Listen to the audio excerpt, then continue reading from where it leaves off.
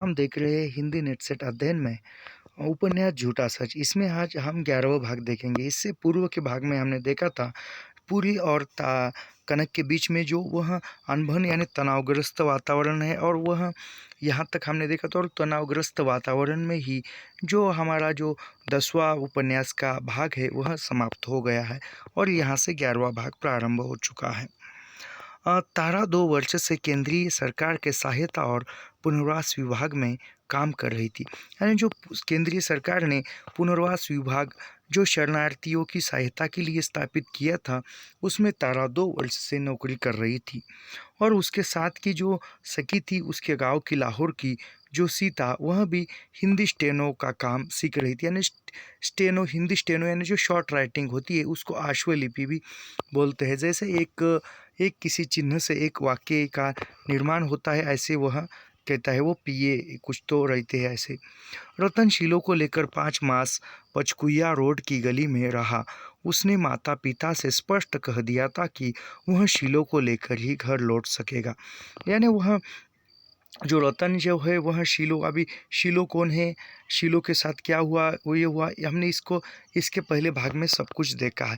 तो वह शीलो और रतन जो है वह पचकुया जो रोड है उस गली में रहते गए थे। और वह वहाँ पर रहने के बाद उसके रतन के जो माता पिता है, उसको माता पिता को रतन ने कहा था, मैं घर आऊँगा लेकिन शीलो को साथ लेकर ही आऊँगा, नहीं तो मैं अलग ही रहूँगा, ऐसे वह कहते हैं।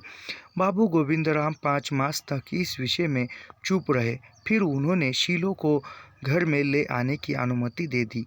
रतन की माँ स्वयं शीलो को लिवा लाने गई और उन्होंने उसे स्नेह से पुत्रवधू के रूप में घर ले लिया। यानी जो रतन के पिता का नाम गोविंद राम है, और गोविंद राम 5 महीने तक, 5 मास तक कुछ नहीं बोले, चुप रहे। लेकिन बाद में उसने शीलो को स्वीकार किया, और उसकी माँ भी उसको ले आने के लिए गई। और वह उसकी माँ ने, यानी रतन की माँ ने शीलो को पुत्रवधू यानी बहू के रूप में स्वीकार किया। उन्होंने पड़ोसियों से शीलो के अतीत की कोई चर्चा नहीं की। पूछने वाला भी कौन था। रतन शीलो के साथ अपने घर आ गया तो एक रविवार स्वयं आकर तारा को करोल बाग में अपने यहाँ ले गया था। यानी वह वहाँ पर उसकी माँ ने भी शीलो के अतीत के बारे में किसी को कुछ नहीं पूछा, पड़ोसियों को कुछ नहीं बताया, और कोई पूछने वाला भी नहीं था, क्योंकि सब कुछ जो लोग थे वह नए नए थे। क्योंकि विभाजन हो गया था, यहाँ के वहाँ, वहाँ के यहाँ हो गए थे पाकिस्तान। तो वह किसी ने कुछ पूछा ही नहीं, और रतन के माँ ने भी कुछ नहीं पूछा। तो वह रतन जो है अब शीलो को लेकर उसके पूरे परिवार के साथ रहने लगा था। और एक रविवार छुट्टी रहती है, तो रविवार के दिन वह, यानी रतन जो है, तारा को करोलबाग अपने घर ले आने के लिए आया था।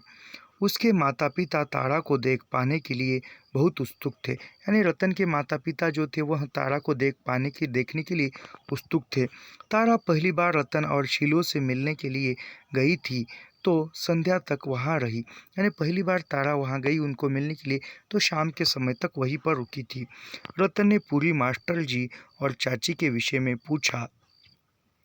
तारा ने बता दिया था, भाई जालंधर में नाजिर के संपादक है, सब लोग ठीक होंगे। यानी वह रतन ने मास्टर जी, रतन अ, रतन ने पूछा पूरी मास्टर जी, यानी वो तारा के परिवार वाले को। तो तारा कहती है, भाई जो है यानी पूरी जो है अब जालंधर में नाजिर के संपादक है और सब लोग ठीक होंगे। रतन जब से दिल्ली में आया था, जीविका जमा लेने के संघर्ष में इतना व्यस्त रहा था कि उसे अखबार में कोई मतलब नहीं था। यानी रतन जो है दिल्ली आने के बाद खुद की ही जीविका जमाने के लिए या खुद का ही रोजी रोटी कमाने में व्यस्त था, तो उसको अखबार या पत्र पत्रिका पढ़ने में या देखने में समय नहीं था। पूरी का पता पाकर उसने उत्साह से पत्र लिखने और मिलने जाने का विचार प्रकट किया। यानी पूरी का पता पाने पर रतन ने पत्र लिखने या उसको मिलने का विचार प्रकट किया। तारा ने बहुत संक्षेप में कह दिया था, इस विषय में कुछ सोचने या पत्र लिखने की ज़रूरत नहीं है। यानी तारा ने कहा कि इस विषय में कुछ सोचने या पत्र लिखने की आवश्यकता नहीं है। शीलो तारा की बात अधिक समझ गई थी। यानी शीलो तारा क्यों ऐसा कह रही, यह बात शीलो समझ चुकी थी। उसने भी रतन और सास को समझाकर चुप रहने के लिए कह दिया था। गोप्य रहस्य की बातें रतन पिता को क्या बताता। यानी वह शीलो ने अपने पति रतन और सास को क्या बात है वह एक गुप्त में समझा दी थी। जो गुप्त रहस्य क्या है वह समझा दिया था, और वह रतन जो है अपने पिता को क्या बताता कि गुप्त में क्या बात है। बाबू गोविंद राम ने पते पर जालंधर से 2 लिफाफे आए। एक स्वयं उनके पत्र का उत्तर था और दूसरा उनकी मार्फत तारा के नाम था। यानी उसके गोविंद राम के यहाँ 2 पत्र आए जालंधर से। एक पत्र में जो गोविंद राम ने लिखा था उसका उत्तर था, और एक दूसरा तारा के नाम पर था। बाबू गोविंद राम ने अपना हफ्ताबाद के मकान और लाहौर में कृष्णनगर के 2 मकानों के क्लेम के आधार पर सरकारी लोन के लिए दस्तखत दी थी। यानी जो सरकारी लोन, सरकार पर जो घर पर जो कर्ज लिया था सरकार की तरफ से लोन, उसके लिया था और उस पर दस्तखत की थी। सार्वजनिक कार्य विभाग के वह पुराने अनुभवी आदमी थे। यानी सार्वजनिक जो विभाग था उसके वह गोविंद राम पुराने आदमी थे। अपना काम करवा लेने के सब तरीके जानते थे। यानी किस प्रकार कहाँ से काम करना है यह गोविंद राम अच्छी तरह से जानते थे। रतन ने पिता को बता दिया था कि तारा उसी दफ्तर में थी। वे निश्चित रहे। तारा सचमुच उनका काम बहुत जल्दी करवा दिया था। यानी वह रतन ने बता दिया था कि तारा जो है उसी विभाग में काम करती है, तो तारा ने भी उनका काम जल्दी से करवा दिया था। बाबू गोविंद राम 200-250 खर्च करके भी इतनी जल्दी काम नहीं बन जाने की आशा नहीं करते थे। यानी बाबू गोविंद राम है कुछ पैसे देकर भी काम इतनी जल्दी नहीं होता था, लेकिन तारा के वहाँ होने से काम जल्दी हो गया था। गोविंद राम तारा के प्रति स्नेह और कृतज्ञता से गदगद हो गए थे। यानी गोविंद राम जो थे वह तारा के प्रति कृतज्ञता यानी आभारी भाव व्यक्त कर रहे थे और खुश थे। उसकी कुछ सेवा सहायता करना चाहते थे। उन्होंने रतन से पूरी का पता पाकर पूरी को पत्र लिख दिया और रतन से भी जिक्र कर दिया। यानी वह तारा की कुछ सहायता करना चाहते थे, इसलिए गोविंद राम ने पत्र पुरी को पत्र लिखा और उसमें तारा का भी जिक्र और रतन का भी जिक्र कर दिया।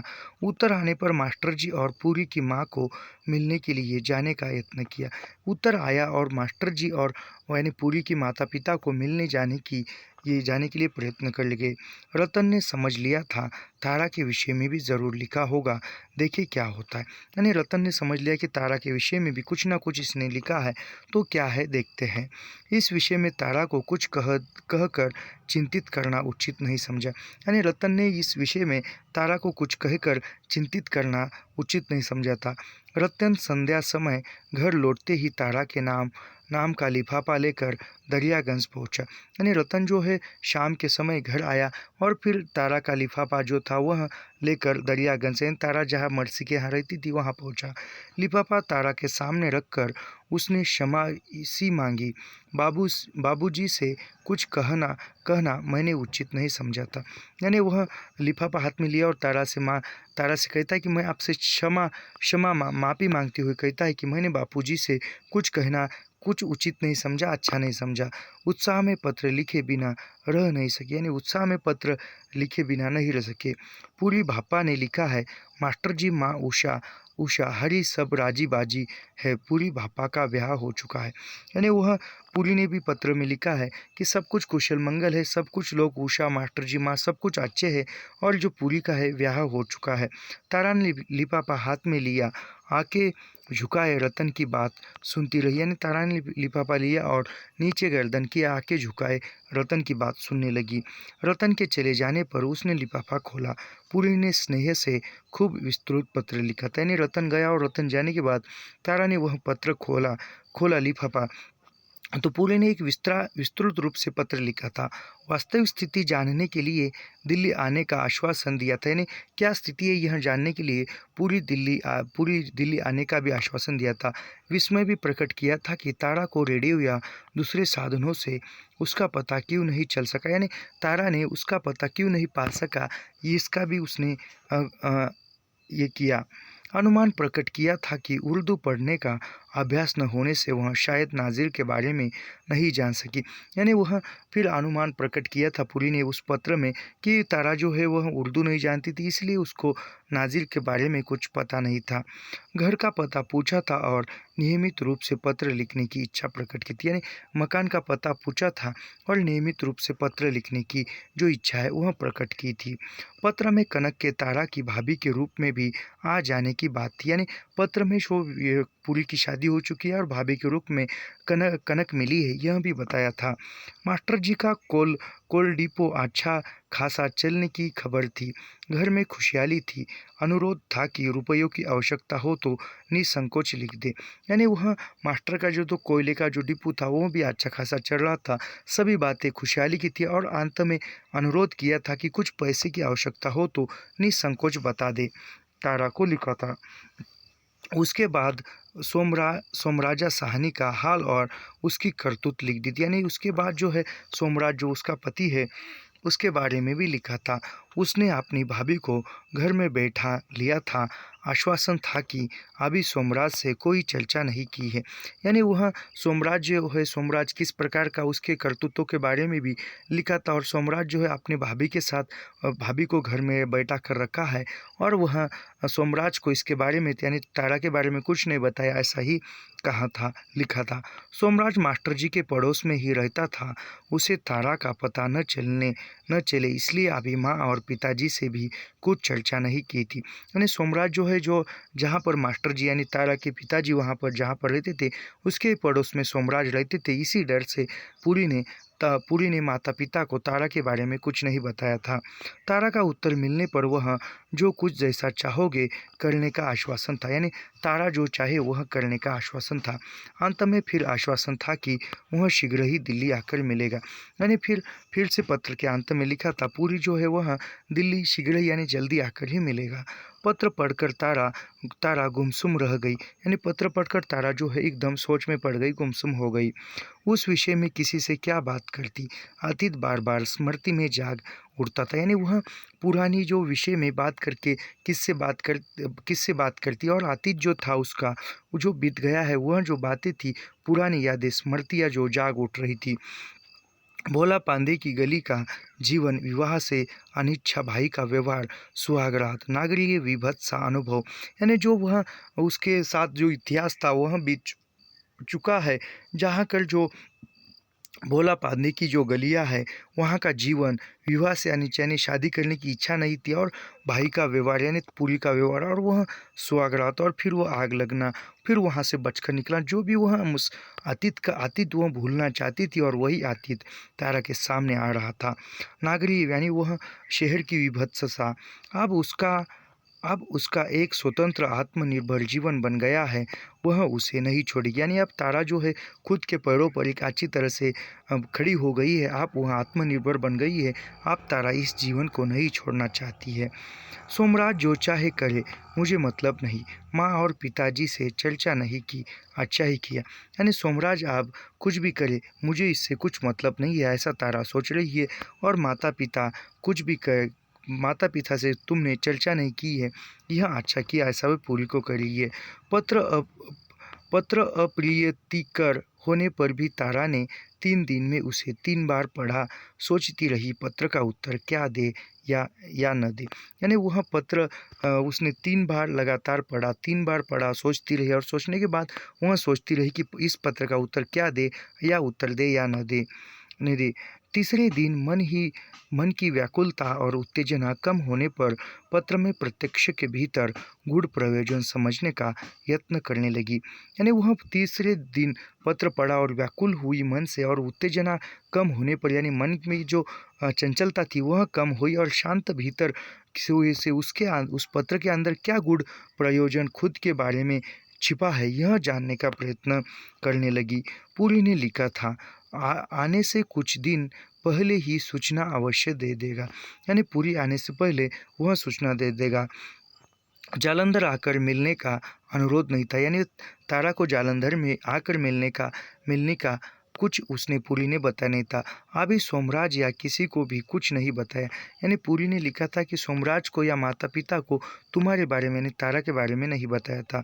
जैसा चाहोगी अवश्य किया जाएगा, यानी वह तारा जैसा चाहेगी वैसा हो जाएगा। सोचा मेरे अकस्मात चले जाने से असुविधा हो सकती है। यदि मैं उत्तर न दूँ तो स्थिति जैसी है वैसी ही रहेगी।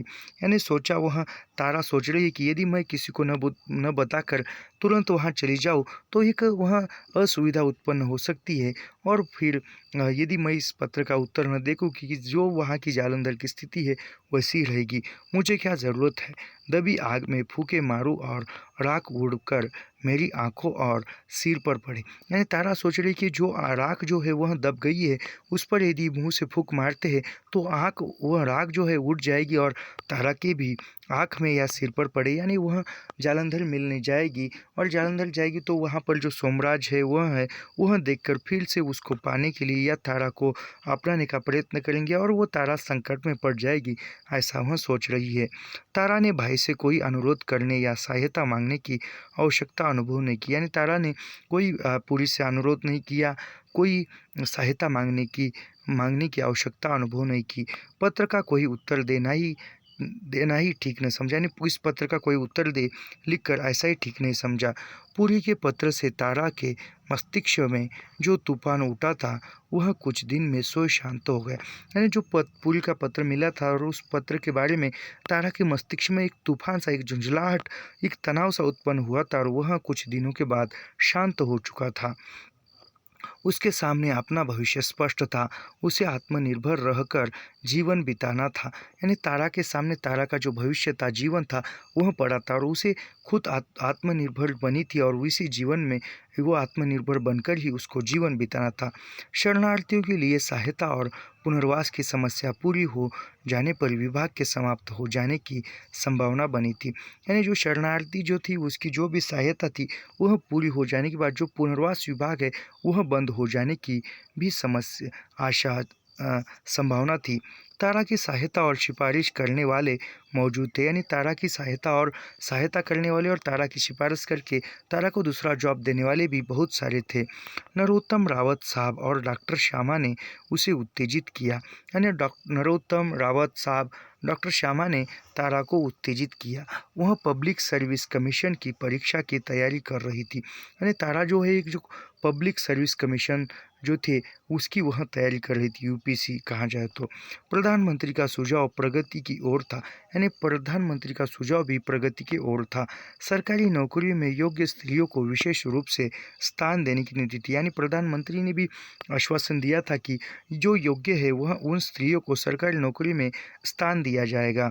मई 1950 में तारा सेंट्रल सेक्रेटरीट सर्विस के चुनाव में ले ली गई। यानी सन 1950 में तारा जो है सेंट्रल सेक्रेटरी यानी यूपीसी के द्वारा जो पद किए जाते हैं आज के ज़माने में, सेंट्रल सेक्रेटरी सर्विस के चुनाव में ले ली गई। यानी तारा सेंट्रल सर्विस में ली गई।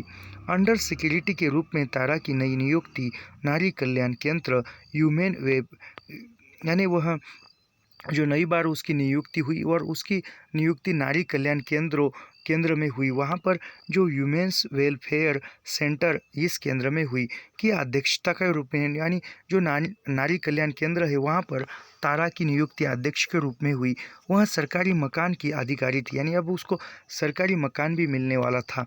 नई सरकार के दफ्तरों में अफसरों और सरकारी नौकरों की संख्या बरसात में घास की तरह बढ़ रही थी। यानी वो नई सरकार थी और उस नए सरकार के दौर में जो वह सरकारी दफ्तर थे वहाँ पर जिस प्रकार बारिश के दिनों में बहुत से एक नए घास उगाते हैं, उसी प्रकार बहुत से जो नए सरकारी नौकर जो थे वह उगाए थे।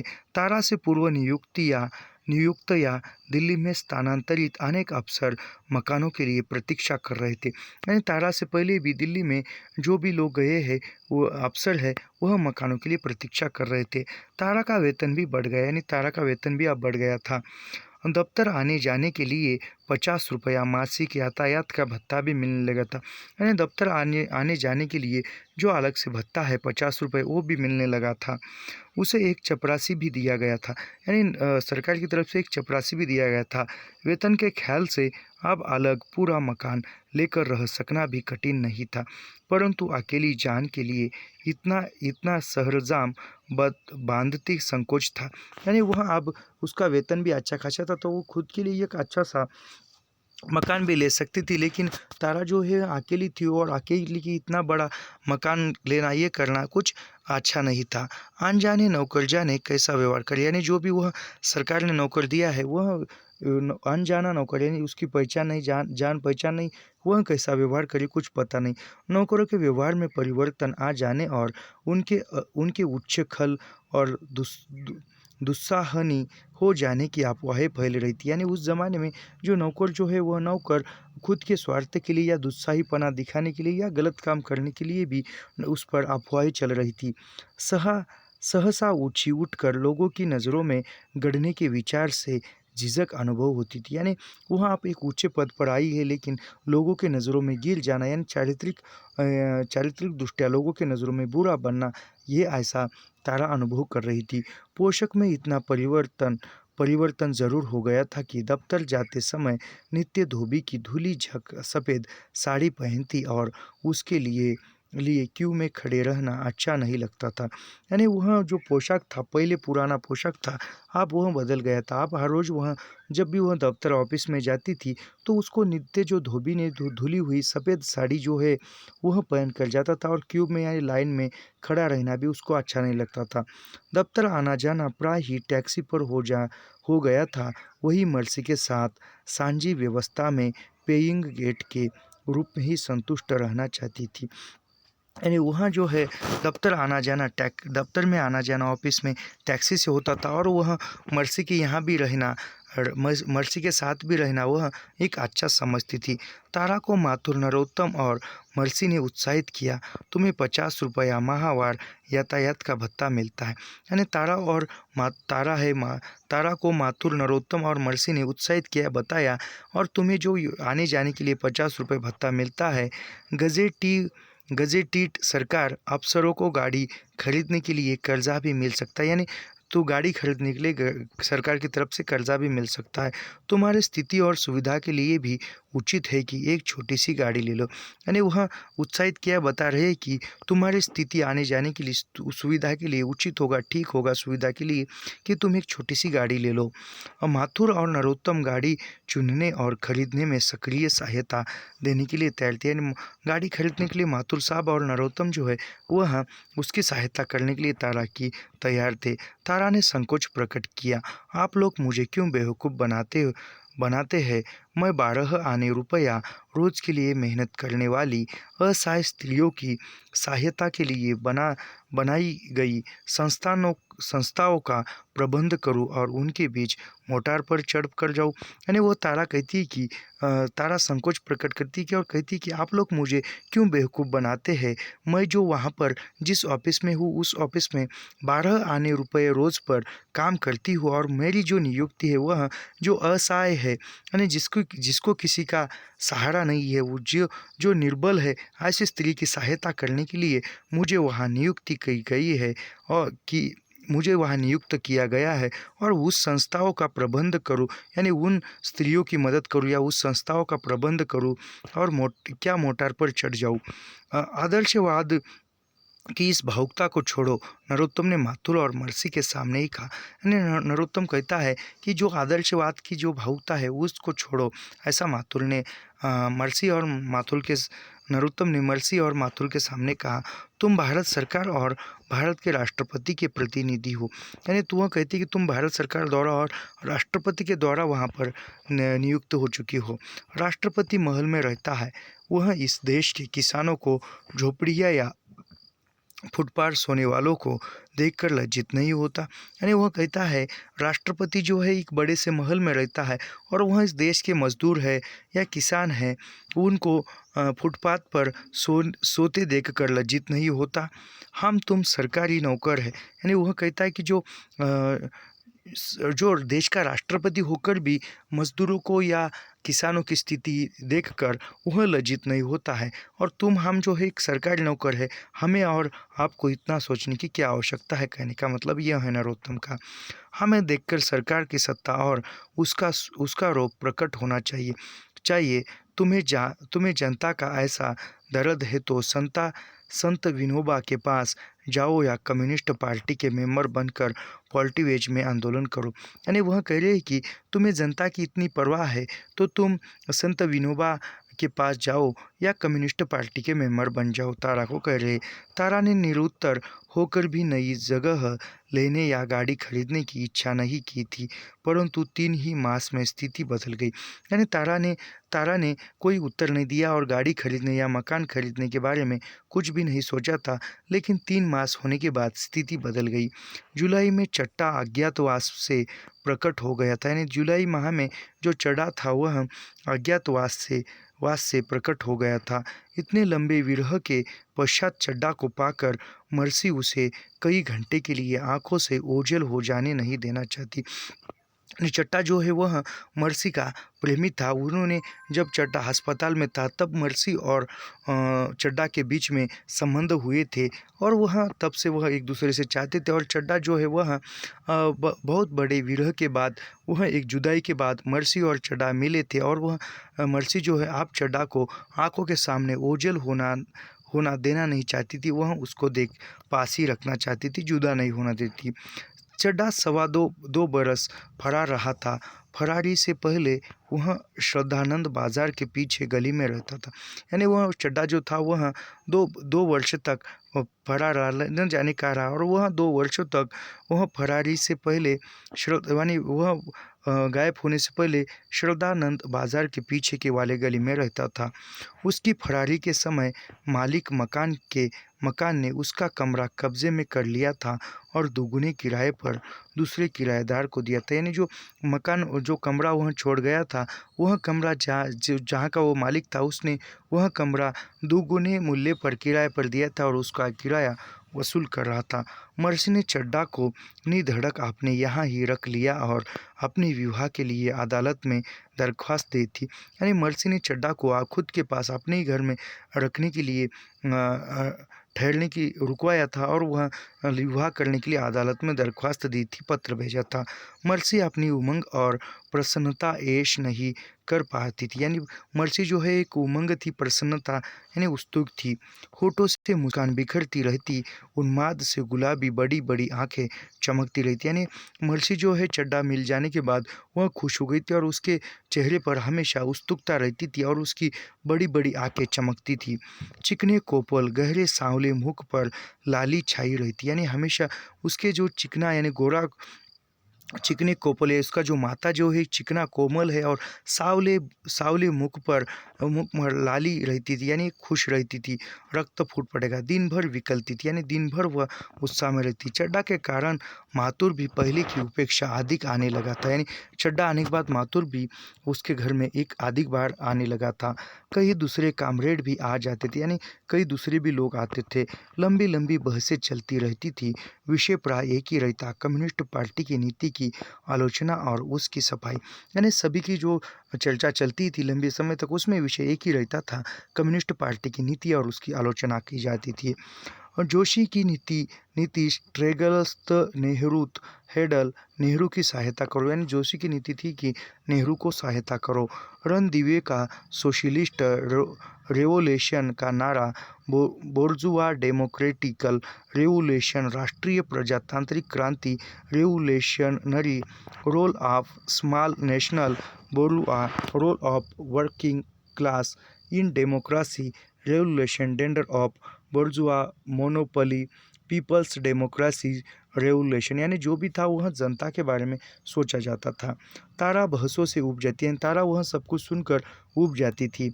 चड्ढा अब भी नेशनल बोर्जुआ की सहायता से ज़्यादा से फ्यूटिलिज्म और पूंजीवादी अधिनायत्व को समाप्त करने की नीति में विश्वास करता था। यानी चड्ढा जो था अब भी वह नेशनल जो है वह जो नेशनल बोर्जुआ की सहायता करने की वह जो भी नीति थी उसको विश्वास करता था।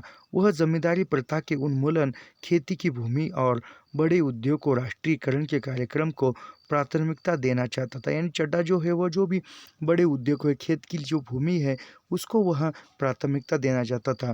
कांग्रेस सरकार द्वारा रियासतों रजवाड़ों की सत्ता की समाप्ति उसकी दृष्टि में प्रजातंत्र की ओर संतोषजनक कदम था। यानी जो भी वह बड़े बड़े जो उद्योग थे या रियासत थे, राजे रजवाड़े थे, उसको जनता के लिए खुला करना, या जो भी वह सरकार की जो उस पर सरकार का उस पर अधिकार है वह समाप्त करना, वह उसको प्रजातंत्र अच्छा लगता था, कदम बढ़ रहा था। माथुर और तिवारी कम्युनिस्टों के समाजवादी लक्ष्यों का समर्थन करते थे। यानी जो माथुर और तिवारी जो थे वह कम्युनिस्ट पार्टी का समाजवादी लक्ष्यों कम्युनिस्ट पार्टी का जो समाजवाद का जो लक्ष्य है, जन सामान्य को उसका अधिकार देना, यह उसको अच्छा लगता था।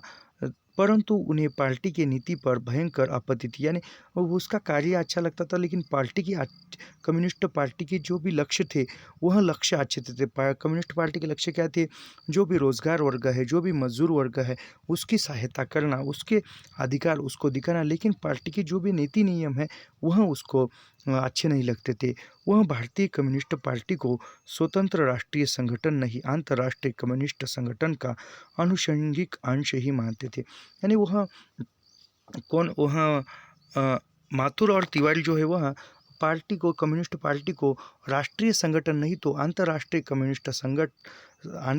संगठन या मानते थे। उन्हें आपत्ति थी कि कम्युनिस्ट पार्टी की नीति अपनी राष्ट्रीय परिस्थितियों की चेतना से नहीं, अंतर्राष्ट्रीय कम्युनिस्ट आंदोलन की ट्रेजेडी दांवपेच के आधार पर बनती है। यानी वह कहते थे कि जो वह कम्युनिस्ट पार्टी जो है इसकी जो परिस्थिति है वह किसी राष्ट्र की चेतना को देखकर नहीं होती है, क्यों, बल्कि वह जो है अंतर्राष्ट्रीय स्तर की जो कम्युनिस्ट पार्टी है उसके आधार पर उसकी दांवपेच, उसके नियम बनते हैं।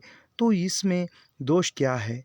चड्ढा का उत्तर था। यानी चड्ढा बताता है कि जो अंतर्राष्ट्रीय धोरणों पर, विचारों पर चलने वाली है, तो इसमें दोष क्या है, ऐसा चड्ढा बताता था।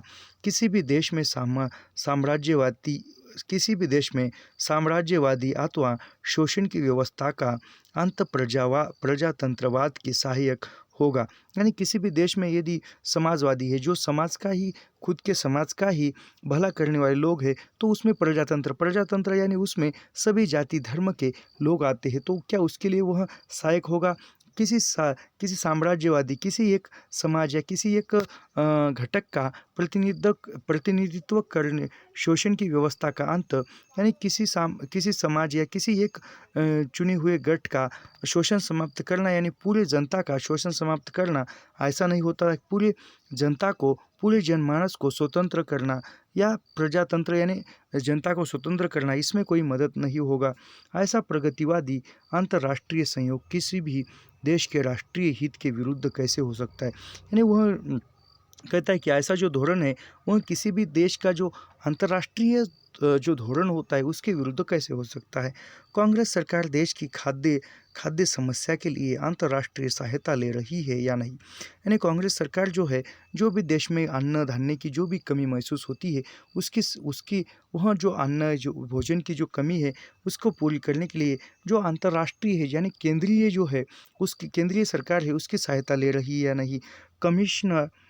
कश्मीर के प्रश्न पर आप अंतर्राष्ट्रीय मत की सहायता चाहते हैं या नहीं? यानी जो कश्मीर का प्रश्न है उस पर सहायता करने के लिए या कश्मीर का प्रश्न छुड़ाने के लिए आप अंतर्राष्ट्रीय स्तर की सहायता लेते हो, तो ये कम्युनिस्ट पार्टी का क्या, ऐसा वो चड्ढा कह रहा है। अपने उद्योग आप अपने उद्योग धंधों का विकास करने के लिए आप अमेरिका, ब्रिटेन से सहायता और ऋण ले रहे हैं या नहीं? यानी जो भी यहाँ उद्योग है हमारे देश के, वह बढ़ाने के लिए या वह चलाने के लिए हम अंतर्राष्ट्रीय यानी विदेशों से, अमेरिका, ब्रिटेन, जो भी प्रगतिशील देश है उनसे हम ऋण लेते हैं, तो वह समाज का हित करने के लिए क्यों नहीं ले सकते, ऐसा चड्ढा कह रहा है। यही तो मैं कह रहा हूँ, माथुर बीच में ही बोल उठा।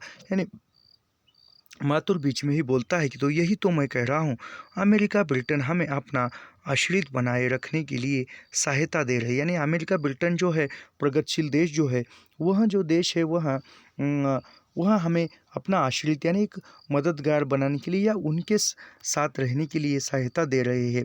याद रखिए, वह हमें बाजारों माल बनाने में सहायता देते हैं, बुनियादी उद्योग चालू करने में सहायता नहीं देते।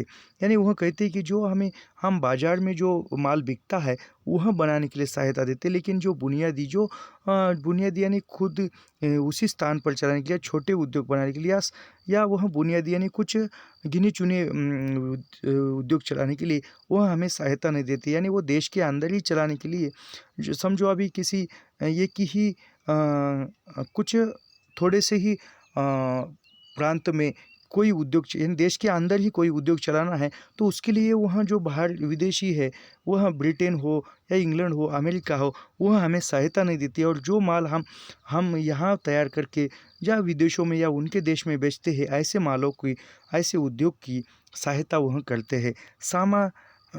सामरिक सामना सोए बना सकने में सहायता नहीं देते। ऐसे ही रूस भी आप अपनी शक्ति बढ़ाने में हमारा उपयोग, यानी वह ऐसे इस प्रकार रूस जो है वह भी हमारी शक्ति बढ़ाने के लिए उपयोग कर सकता है। तो उस ज़माने से जो अमेरिका है, इंग्लैंड है, ब्रिटेन है, वह उस ज़माने से प्रगतिशील देश है। और आज हम भी आज प्रगतिशील नहीं हो पाए हैं। हम प्रगतिशील होने के मार्ग पर आज भी कगार है। यह इसलिए कि पूंजीवादी देशों का लक्ष्य या साम्राज्यवादी है, चड्ढा ने चेतावनी दी। यानी चड्ढा कहता है कि इसलिए कि पूंजीवादी यानी जो बड़े लोग होते पूंजीपतिवादी, जो पहले से ही खुद के पास पैसा रखे हुए है, या ऐसे यानी जो पूंजीवादी देशों का जो लक्ष्य है वह साम्राज्यवादी है, यानी खुद का साम्राज्य स्थापित करने के बारे में वह सोचते हैं। चड्ढा ने चेतावनी दी, फिर चड्ढा ने चेतावनी दी, तुम सोवियत का उदाहरण चीन और कोरिया में देखो। यानी जो सोवियत नाम जो देश है उसका उदाहरण तुम चीन और कोरिया में देखो। यानी जो सोवियत जो है उसने सहायता कर के चीन में और कोरिया में खुद के पैर जमा रखे थे या खुद का वर्चस्व स्थापित किया था। तारा ने चड्ढा के समर्थन में टोक दिया। फिर तारा भी सुन रही थी और सुनकर उब गई थी। फिर वह चड्ढा के समर्थन करते हुए वह टोकती है, कांग्रेस सरकार तो इन ऋणों के लिए अपनी राष्ट्रीयकरण की शर्त को भी स्थगित करने के लिए विवश हो रही है। यानी जो तारा कहती है जो कांग्रेस सरकार है तो इन ऋण यानी जो भी हमने विदेशी ऋण लिए हैं वह ऋण चुकाने के लिए राष्ट्रीयकरण की शर्त को स्थगित करने, जो भी राष्ट्रीयकरण हुआ है उसको स्थगित करने के लिए, उसको रद्द करने के लिए वह विवश हो गई है। कांग्रेस आपने 20 वर्ष पहले स्वीकार किए कराची प्रस्ताव को क्यों नहीं पूरा करती। यानी कांग्रेस जो सरकार है वह जो कराची में 20 वर्ष पूर्व जो प्रस्ताव रखा था वह पूरा क्यों नहीं करती। इन्होंने तो सब कुछ पूंजीपतियों के हाथ में दे दिया है, मर्सी ने शोक प्रकट किया। फिर मर्सी ने शोक प्रकट करते हुए, दुख व्यक्त करते हुए कहा कि इन्होंने यानी कांग्रेस ने जो पूंजीपति लोग हैं उनके हाथों में सब कुछ दिया है। नहीं, माथुर ने आग्रह किया, कम्युनिस्ट पार्टी एम्प्लेसिस प्राथमिकता देश की स्थिति को नहीं बल्कि अंतर्राष्ट्रीय कम्युनिस्ट नीति को देते हैं।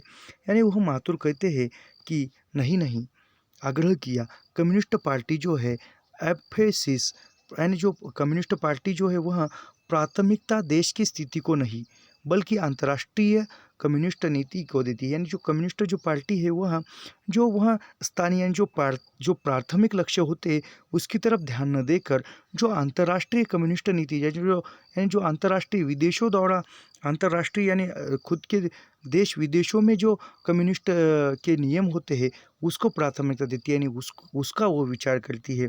इन लोगों ने 1947 में चीन में कम्युनिस्ट सत्ता कायम हो जाने की संभावना देखी थी। यानी यह जो कम्युनिस्ट पार्टी ने 1947 में चीन में जो कम्युनिस्ट पार्टी की जो सत्ता थी वह कायम हो जाने की संभावना देखी थी।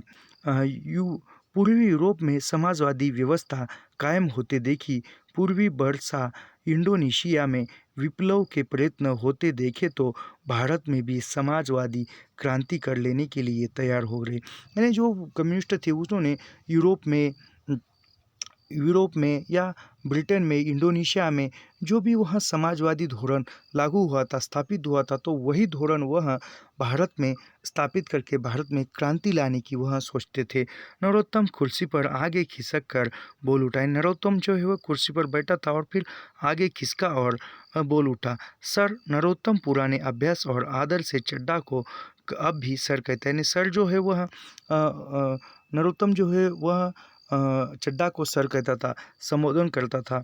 उन दिनों के कामरेडों ने पोलिटिडेरिटिव डिक्टेटरशिप कायम कर लेने की पूरी तैयारी कर ली थी। यानी जो वह कहता है कि उन समय के जो कामरेड नेता थे उन्होंने डायरेक्टरशिप जो थी वह कायम करने की तैयारी की थी।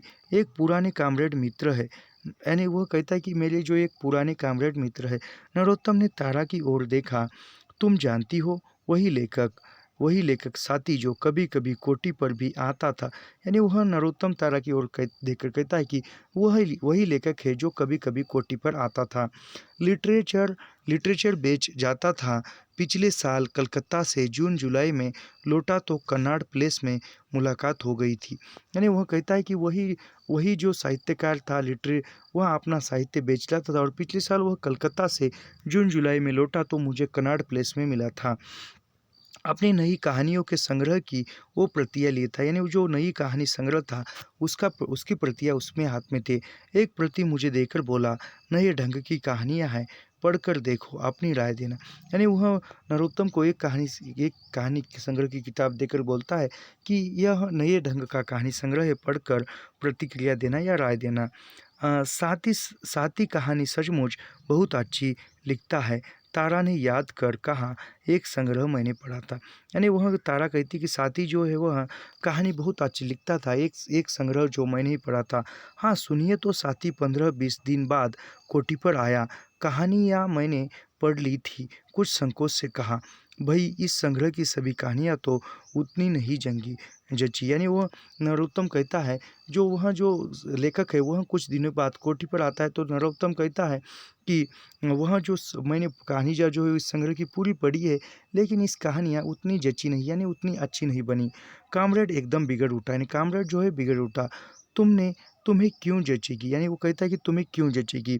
तुम्हें तो बोजुर्वा ट्रेड और सेक्स चाहिए। यानी वह नरोत्तम को कहता है कि तुम्हें तो मनोरंजन यानी सेक्स ट्रेजेडी यानी जो भी वह लुप्त भाव यानी को मन को मनोरंजन करने वाली चाहिए।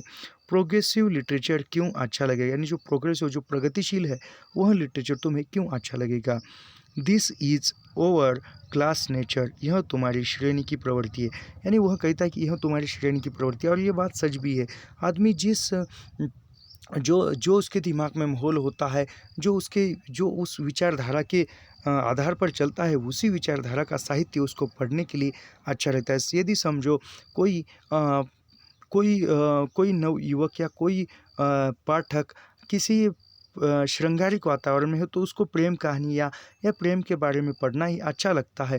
और उसके सामने यदि आप किसी लड़ाई या किसी राजा महाराजाओं का चरित्र पढ़ने को दे दो तो उसको अच्छा नहीं लगता। तो दिमागी जो श्रेणी होती है यानी दिमागी वातावरण जिस प्रकार का होता है उसी प्रकार उसको पढ़ने में रुचि उत्पन्न होती है। मैंने सफाई दी, भाई यह बात तो नहीं, तुम्हारा पहला संग्रह अच्छा लगा था। यानी वह कहता है कि नरोत्तम यह बात नहीं है, तुम्हारा जो पहला संग्रह था वह तो अच्छा लगा था। बोला वह अच्छा इसलिए लगा था कि तब स्पष्ट बात कहने का समय नहीं आया था। यानी वो कहता है कि तब अच्छा इसलिए लगा था, तब जो स्पष्ट बात जो है खुलकर बात करने का समय नहीं था। Now I have wielded the use prime working class point अब मैंने मजदूरों के दृष्टिकोण से दो टूक बात कही है। यानी वो कहता है कि आप जो मैंने इस संग्रह में मजदूरों के दृष्टिकोण यानी मजदूरों के बारे में लिखा है। फिर भी कामरेड को समझना चाहा कि प्रोग्रेसिव लिटरेचर तो अपने साहित्यिक गुण के कारण भी अच्छा लगना चाहिए। यानी वो कामरेड को समझाना चाहता था नरोत्तम कि जो प्रोग्रेसिव यानी जो प्रगतिशील जो साहित्य है वह साहित्यिक गुण के कारण भी अच्छा लगना चाहिए। गोरकी असेंबली यानी जो साहित्यकार के अंदर जो गुण होते हैं वह गुण उनके लिखान में अपने आप आ जाते हैं, तो उन गुणों से भी साहित्य परिपूर्ण होना चाहिए। गोरकी असेंबली अल्ड डाउन टाइन माइको वक्सी फास्ट हैकिंग वे अच्छे लगते हैं। 2-3 हिंदी उर्दू लेखकों के भी नाम दिए, यानी वह जो भी लेखक अच्छे लगते थे वह दिए। साथी बहुत बिगड़ा, यह कुछ नहीं, वह सब बोर्जुआ नफासत थी। अब उस साहित्य का समय नहीं है, यानी वह जो भी है आप उस साहित्य का समय नहीं है। Now decisive moment has come, it is over class nature. यानी वो कहता है कि जो भी नेचर है वह चलता है। यू यू कांट इसेप्ट टी, आप निर्णय का समय आ गया है। यानी वो कहता है कि आप जो है निर्णय का समय आया है, इसलिए मैंने ऐसे लिखा। यह तुम्हारी श्रेणी की प्रवृत्ति है, तुम्हें भी पता चल जाएगा। यानी वो नरोत्तम को कहता है लेखक कि यह जो है तुम्हारी श्रेणी यानी दिमाग की जो सोच है, तुम्हारी जो उम्र है, उस हिसाब से तुम्हें वहाँ अच्छा नहीं लगता। कामरेड क्रोध में लौट जाने के लिए उठ खड़े हुए। नहीं, कामरेड जो है इतना कहकर जाने के लिए खड़े हो गए। मैंने पूछा क्या पता चलेगा। यानी वो कहता है कि क्या पता चलेगा नरोत्तम। कामरेड ने मुट्ठी बांध कर चेतावनी दी, those who are not with all are greeted us, जो हमारे सहायक नहीं है वह हमारे शत्रु है। क्रांति समय जो कुछ होता है, जो फ्रांस में हुआ, रूस में हुआ, पूर्वी यूरोप में हुआ, वही यहाँ भी होगा। यानी वह कहता है कि अब जो है क्रांति होगी, यानी जो पूर्व से जो चलता आ रहा है वह बदल जाएगा। क्रांति यानी बदल होता है और वह बदल यहाँ पर होगा, ऐसा वह कहता है। मातुर ने टोक दिया, बिजली के खंभे से फांसी लगा देने की धमकी नहीं दी। यानी वो मातुर टोक कर कहता है कि अच्छा हुआ कि तुम्हें बिजली से खंभे से लटक कर फांसी ले नहीं दी, ऐसा वो कहता है। संभव है दे ही दो, चड्ढा मुस्कुरा दिया। यानी चड्ढा मुस्कुरा कर कहता है कि संभव है कि दिया तो भी अच्छा है। उत्तेजना में कौन धमकी नहीं दे देता। तुम्हारी कांग्रेस सरकार तेलंगाना में क्या कर रही है। यानी वह कहता है कि उत्तेजना में यानी क्रोध में कौन धमकी नहीं देता, कोई भी देता है। और तुम्हारी जो कांग्रेस सरकार है वह तेलंगाना में क्या कर रही है, वह प्रश्न करता है। तेलंगाना के लिए तुम जिम्मेदार हो। तुमने शासन को शस्त्र शक्ति से चुनौती दी है, तो शस्त्र शक्ति से उत्तर मिल रहा है। यानी वह कहता है कि जो भी तेलंगाना में हो रहा है उसके लिए तुम जिम्मेदार हो, क्योंकि तुमने शस्त्र से शासन को चुनौती दी है, तो शासन भी शस्त्र से ही तुम्हें चुनौती दे रहा है, यानी शस्त्र शक्ति से। यानी तुमने लड़ाई करके उसको दिखाया है, तो शासन भी उसी शब्दों में तुमको उत्तर दे रहा है। नरोत्तम ने हाथ उठाकर सुनने का संकेत किया। यानी नरोत्तम ने हाथ उठाया और सुनने का संकेत किया। मैंने चिंता प्रकट की, भाई साथी, हम तो सदा तुम्हारा साथ देते रहे। मार्क्सिज्म को हम सपोर्ट करते हैं। यानी वो कहते हैं कि भाई जो है हम सदा ही तुम्हारा ही समर्थन करते हैं, तुम्हारे साथ देते हैं, और जो मार्क्स लिव है उसको भी सपोर्ट करते हैं। पार्टी लिटरेचर खरीदते रहे हैं, कभी कभी पार्टी को चंदा भी दिया करो। यानी वो कहते हैं कि पार्टी का लिटरेचर यानी पार्टी का जो साहित्य है, राजकीय जो साहित्य है, वह भी बेचते हैं, और कभी कभी पार्टी को तुम चंदा भी दिया करो। साथी ने नाक चढ़ाकर कहा।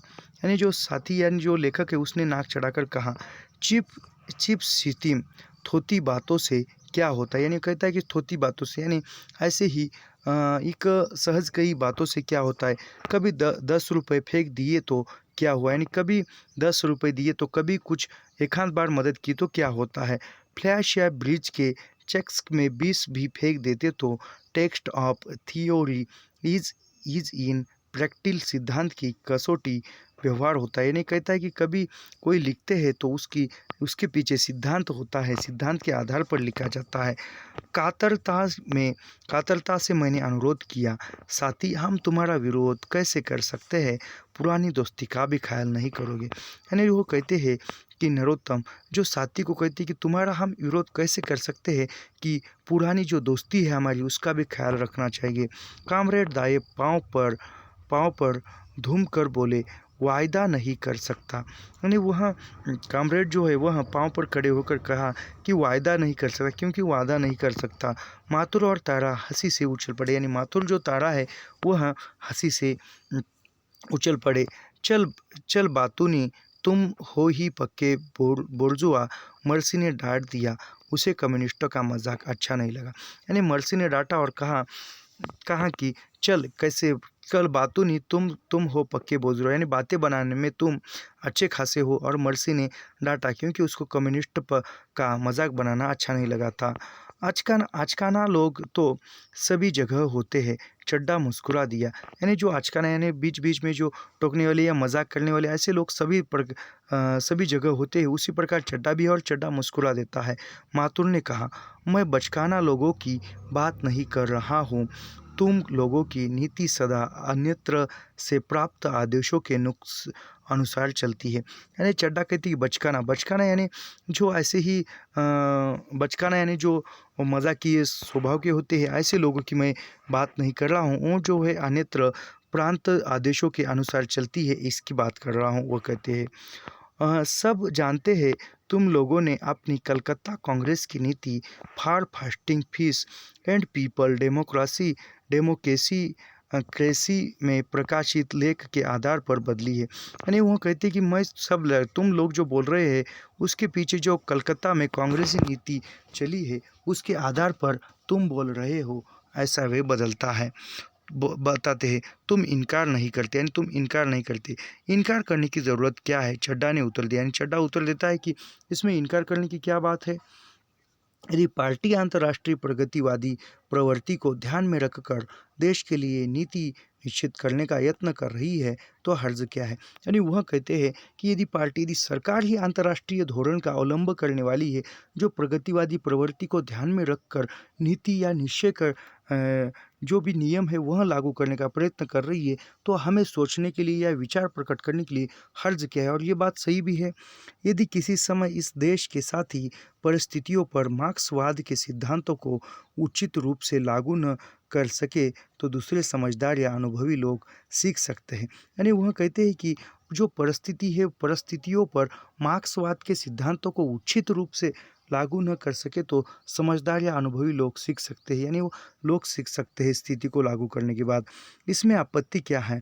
कांग्रेस सरकार भी तो विशेषज्ञों को विदेशों से बुलाती है। यानी वो कहती है कि जो कांग्रेस सरकार है ऐसे ही किसी सिद्धांतों या किसी धोरणों को, किसी कायदे को लागू नहीं करती है। उस पर जो विशेषज्ञ यानी किसी एक विषय को या किसी एक स्थिति पर सभी अंगों को लेकर वह अपने विचार प्रकट कर सकते हैं या अभ्यासार्थी है, अध्ययन करता है, उसको विशेषज्ञ कहा जाता है। और उस विशेषज्ञों को बुलाकर चर्चा कर कर फिर उस पर धोरण या नियम है लागू करती है। चड्ढा ने तीपाई पर उंगली मार कर पूछा। यानी चड्ढा ने जो अपनी उंगली है वह तीपाई का जो टेबल था उस पर मारकर पूछा, साम्राज्यवाद से मुक्ति चाहने वाले और साम्राज्यवाद विरोधी देशों के हित निश्चय ही साझे होंगे। यानी वो कहता है कि जो साम्राज्य से मुक्त चाहने वाले हैं, जो वाद का जो साम्राज्यवाद जो है इससे मुक्ति चाहने वाले साम्राज्यवादी विरोध, यानी जो साम्राज्यवादी देश है, देश से साम्राज्य से मुक्ति चाहने वाले और साम्राज्यवादी विरोधी देशों के हित निश्चय ही साझे होंगे, यानी एक दूसरे से अदला बदली होंगे, ऐसा कहते हैं। नहीं, तुम्हारी पार्टी का दृष्टिकोण कभी राष्ट्रीय नहीं रहा। यानी वो कहते हैं कि तुम्हारी पार्टी का कभी दृष्टिकोण राष्ट्रीय नहीं रहा। कहने का मतलब यहाँ सदा हुआ अंतर्राष्ट्रीय दृष्टिकोण रहा। माथुर ने विरोध किया। वह प्रमाण देने के लिए फिर 1942 की घटना की विवेचना को दोहराने लगे। यानी माथुर साहब ने विरोध किया और जो 1942 की घटना जो हुई उसको वो दोहराने लगी। तारा यह सब कई बार सुन चुकी थी, अपने कमरे में चली जाने के लिए उठ गई। यानी तारा जो है यह पहले भी बहुत बार सुन चुकी थी, इसलिए वहाँ जा रही थी। अभी 1942 में क्या हुआ था, चले जाओ आंदोलन हुआ था, नहीं चले जाओ नहीं, जो देश की विभाजन है वह हो रहा था और जो शरणार्थियों की बहुत सी स्थिति हो रही थी। अरे बैठो, इतनी जल्दी क्या। तारा जा रही तो वह मर्सी उसको रोक कर कह रही कि अरे बैठो, इतनी जल्दी क्या है। मर्सी अपने संतोष में इतनी डूब गई थी कि कभी उसे स्वयं ही शंका हो जाती थी कि लड़की कहीं उपेक्षा तो अनुभव नहीं करती। यानी मर्सी जो है चड्ढा मिल जाने के बाद खुद के इसमें इतनी उत्सुक हो जाती थी कि वह अनुभव करती थी कि लड़की कभी उपेक्षा तो नहीं करती। वह तारा के प्रति और भी अधिक लाड़ और चिंता प्रकट करने लगी। यानी वह मर्सी जो है तारा के प्रति अधिक वह तार और चिंता प्रकट करने लगी थी। चाहती थी तारा उसकी छोटी बहन के नाते चड्ढा के हंसी मजाक और छेड़छाड़ करे। यानी वह मर्सी चाहती थी तारा जो है उसकी छोटी बहन की तरह है और वह चड्ढा जो है, अब वह मर्सी का चड्ढा के साथ विवाह होने वाला है तो चड्ढा जो है तारा के जीजाजी लगेंगे, तो वह चड्ढा से हंसी मजाक या छेड़छाड़ करे। घर में रौनक हो, यानी घर में रौनक हो, हंसी मजाक और चुटकी लेने में तारा को स्वयं भी रस आता था, परंतु उसके संस्कार भी सीमा थी। यानी वह हंसी मजाक करने या और चुटकी मजाक करने में या हंसी मजाक करने में तारा को भी उत्साह था, लेकिन तारा के जो संस्कार थे उस संस्कारों की सीमा में थी, यानी तारा संस्कारों की सीमाओं से बांधी थी। और हर एक इंसान को जो संस्कार होते हैं उस संस्कार के सीमा में रहकर भी रहना चाहिए।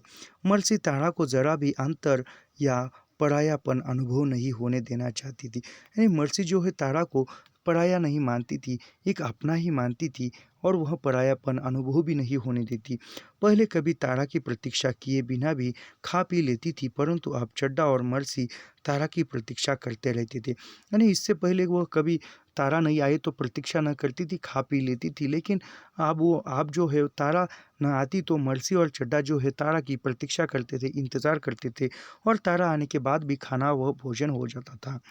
जब तक सोई या चड्डा को नींद न आने लगती, मर्सी तारा को भी बैठक में बैठाए रखना चाहती थी। यानी जब तक खुद को मर्सी जो है जब तक खुद को या चड्डा को नींद नहीं आती थी तब तक वह तारा को बैठाए रखती थी या तारा के साथ ही बैठती थी। तारा से उसे क्या संकोच था, यानी तारा से उसको कुछ संकोच नहीं था। वह तारा की उपस्थिति में ही पति के साथ निसंकोच व्यवहार करने लगती, यानी वह तारा जब तारा की उपस्थिति में भी वह पति यानी चड्डा के साथ निसंकोच व्यवहार करने लगती थी, यानी प्यार दुलार करने लगती थी पति से। चड्डा को निंजू या डार्लिंग संबोधन कर लेती, तारा के सामने ही चड्डा का हाथ अपने हाथों में लेती या बात करते करते उसकी बाह पर सिर टिका देती। यानी वह तारा जो है वह मर्सी जो है एक आधुनिक ख्याल की है, तो वह तारा के सामने ही चड्डा को प्यार से निंजू या डार्लिंग कहकर बोलती थी और तारा के सामने ही चड्डा का हाथ अपने हाथों में लेती थी और तारा के सामने ही उसके बाह पर मर्सी खुद का सिर टिका देती थी। तारा आंखें फेर लेती, यानी तारा भी देखकर शर्मा जाती थी और आंखें फेर लेती थी या उठने लगती थी तो मर्सी टोक देती, यानी वह तारा ही से यह सब कुछ देखकर ही वह उठने लगती थी या शर्मा जाती थी तो तारा तारा मर्सी जो है तारा को टोक देती थी, बैठो न अभी से कहाँ जा रही, यानी वह उसको टोक देती थी मर्सी तारा को और कहती थी कि बैठो न अभी कहाँ जा रही हो। तारा को पति पत्नी के बीच में बने रहना भली नहीं लगता था और यह एक बात साहजिक बात है, सही बात है कि तारा को लगता था कि पति पत्नी के बीच में बने रहना या पति पत्नी के सामने बैठे रहना भला उचित नहीं लगता था और ये सही बात है। उसने बचपन से गलियों में रहते समय पति पत्नी में और परिवारों में दूसरे प्रकार का व्यवहार देखा था, यानी उसमें जब वो लाहौर में रहती थी तो गलियों में पति पत्नी के बीच और परिवारों में जो कुछ व्यवहार होता था वह देखा था। उस समाज में प्यार नितांत व्यक्तिगत और गोपनीय वस्तु थी, यानी उस समय में प्यार जो था और जो भी रिश्ता था वह एक गोपनीय था। नवविवाहित दंपति का दूसरों के सामने परस्पर संकोच से बात न करना शालीनता समझी जाती थी, यानी जिन लोगों की नई नई शादी हो गई है, पति पत्नी नए नए पति पत्नी है, तो ये सभी के सामने बातें करना भी एक शालीनता ही नहीं अच्छा समझा जाता था और ये सभी के सामने वो पति पत्नी बातें करी तो वह बुरा बन जाते थे। तारा वैसा संकोच आवश्यक या उचित नहीं समझती थी, जानती थी मर्सी आधुनिक है, उसके संस्कार दूसरे प्रकार के, यानी वह तारा जो है जानती थी मर्सी की जो है वह आधुनिक ख्याल के आधुनिक संस्कार की है और उसके जो संस्कार है मर्सी के वह दूसरे प्रकार के, यानी तारा के जो संस्कार है वह दूसरे प्रकार के, क्योंकि वह भारत की जो पूर्व की जो परंपरा है उसके आधार पर वह संस्कार तारा पर हुए थे। वह संकोच का आडंबर क्यों करे वे पति पत्नी, यानी वह कहती है कि तारा सोच रही है कि वह संकोच का आडंबर क्यों करे, वे पति पत्नी है, जैसे चाहे व्यवहार करे, परंतु मेरे सामने नाटक या बेसब्री की क्या ज़रूरत है, यानी वह तारा सोचती है कि वह पति पत्नी है, जैसा चाहे वैसा वो व्यवहार करे, मुझे क्या, लेकिन मेरे सामने नाटक या बेसब्री करने की क्या ज़रूरत है, यानी तारा के सामने ऐसे करने की क्या ज़रूरत है। तारा को यह सब देखकर असुविधा सी अनुभव होती। अपने कमरे में चले जाने पर भी साथ के कमरे में स्त्री पुरुष में हंसी और बोलचाल सुनाई देता रहने से विचित्र बेचैनी सी होती, यानी तारा जब उसके सामने से जाती थी तो तारा को एक असुविधा सी होती थी। उसके कमरे में जाने के बाद भी जो पड़ोसी कमरा था मर्सी और चड्डा का, तो उसके कमरे में से जो उनकी बातें उसकी हंसी मजाक सुनाई देती थी और वह सुनकर तारा जो है एक विचित्र बेचैनी सी वो महसूस करती थी। तारा नारी कल्याण केंद्रों का विस्तार करने और उसे उपयोगी बना सकने के लिए बहुत परिश्रम करती हैं। तारा जो है, जिस विभाग में नारी कल्याण केंद्र में उसकी नियुक्ति हुई थी और उसको आगे बढ़ाने के लिए या उसको सही ढंग पर काम करने के लिए परिश्रम कर रही थी। दफ्तर से वह थकी हुई लौटती थी, परंतु घर में कल कल काय काय के मारे चैन था। यानी वह दफ्तर से थक कर लौटती थी और घर आने के बाद ही जो भी वह कल कल या कोलाहल होता था, उसी घर में 2.25 बरस उससे इसी घर में मर्सी जो है पहले शांति से रह चुकी थी। आज की वीडियो में इतना ही। मिलते हैं अगली वीडियो में। ऐसे ही लाइन टू लाइन, पंक्ति दर पंक्ति अध्ययन करने के लिए हमारे चैनल को सब्सक्राइब कीजिए, लाइक कीजिए और शेयर करना मत भूलिए। मिलते हैं अगली वीडियो में। धन्यवाद।